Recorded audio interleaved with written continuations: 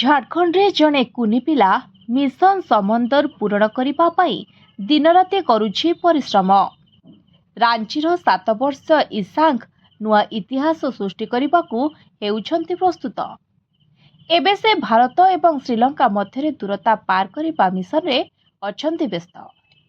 तांकर लक्ष्य केवल कष्टकर समुद्र पथ को जय करने नुह बरं Guinness book of world record रे निज ना पंजीकृत करने।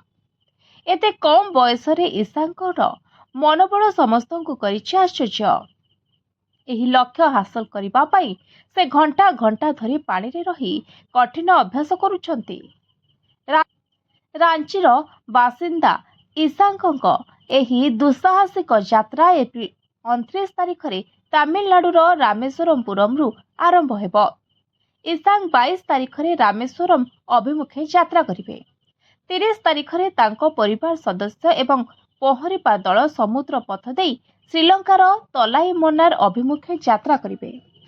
तलाई मन्नारे पहुंचीबा परे समस्ते डंगारे रात्रि यापन करिवे। तापरे एप्रिल 30 तारिख रे ईशांक तलाई मन्नार रु तांकर अभियान आरंभ करिवे। से 30 किलोमीटर दूरता अतिक्रम करी पहरी पहरी भारतर शेष सामुद्रिक सीमा धनुषकोडी रे पहुंचीबे। तांको मां मनीषा कहती पहरिबा हेउछि ईशांक प्रथम पसंद। से 2.5 वर्ष बयसरु पहरुछंती। बापा अनिल तांकर सबुठु बड़ गाइड। बापा कहती मो पुअर सफलतारे मो बहुत खुशी एवं एहा भल मध्य लागुछि। जदि से विश्व रेकर्ड भांगी पारिबो तेबे एहा बहुत भल हेबो। तेबे से 15 रु 20 किलोमीटर पहुंचुछंती। तांको मां मनीषा कहती से सप्ताह रे थरे 8 घंटा अभ्यास करती। एही समय तांको सहित तांकर संपूर्ण पहरा दल मध्य थाए। Bureau report, voice of Odisha live.